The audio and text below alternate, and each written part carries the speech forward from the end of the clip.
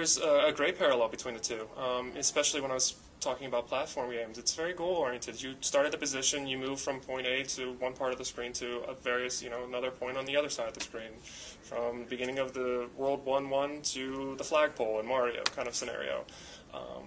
In other types of games, you might have like this large world map and your available ability to just get onto a horse and sort of ride through this valley and sort of see this dimensions that is provided to you. They're interesting to me, but to me, I'm point A to point B kind of guy, and I think a lot of times it was just the simple nature of, I have a task and I need to complete it, and how I go about doing it is just, without dying as much as possible in the games, and you do that by, kind of keeping things simple and getting from, point A to point B to point C into your destination.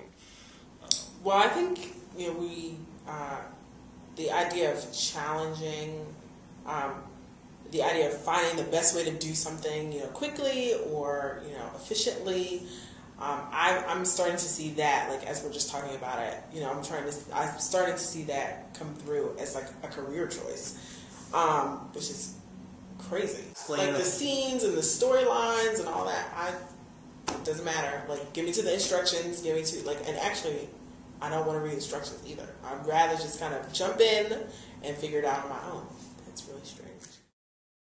Which is probably why I'm a little more bored with games, and I'm like always looking for like the newest games to kind of play, because I've seen a lot, a lot of times, there's 20,000 hidden object games, and there's, 50,000 time management games, and it's like, they're all the same. So I'm looking for the new thing, a new way to challenge my mind. Okay. I don't know. I think, to me, research writing is not very interesting.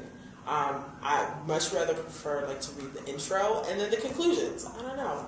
I think the methodology in scholarly work is kind of boring.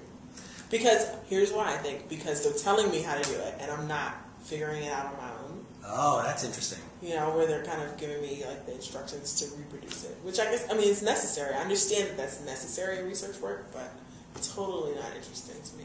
So are you not one of those people that so you're one of those people that won't go look for help when they get stuck in a game? Like, let's say very rarely. Okay. I'd have to be stuck in it. Actually, there's a game that I can recall. It's called Safecracker. There's no instructions, no storyline, like nothing. You're thrown in here, and it's like I don't know what it's a puzzle game, and there's nothing. And it's like, after I sat there for like 4 hours trying to figure it out, like I'd gotten some of the puzzles, but I was like down to 3, and like you couldn't pass without doing one of these 3. I sat there for 4 hours, and I was like, okay, now I can go get a hint from, the walkthrough or whatever. So I have to be really, really frustrated to get home. I put these two parts together, pressed them in a machine, a press, and then I either put them in a rack or I put them on the line, this rolling conveyor belt that keeps going all around 24 hours a day. So it's literally assembly line work. You're doing the same thing over and over. Over and over again. It's the repetition that teaches you how to do it. Mm-hmm.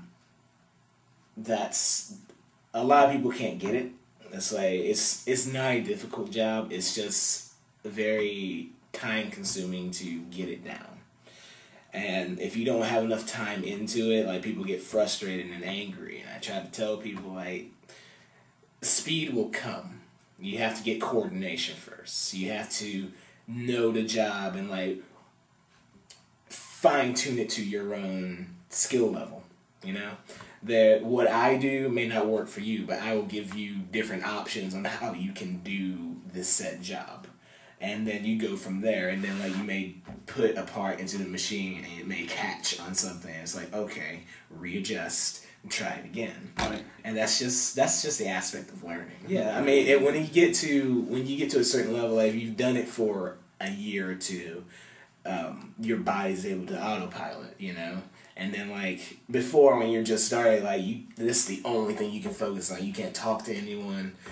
You're just trying to worry about what my foot needs to do, what my arms need to do, what this and that. You're running through the steps. Once you get to a certain cognitive level of understanding, you can just kind of click with it, and it's like it makes sense. And then now you're doing this job, and you're holding a conversation with the guy behind you about his weekend, and you're not missing a step.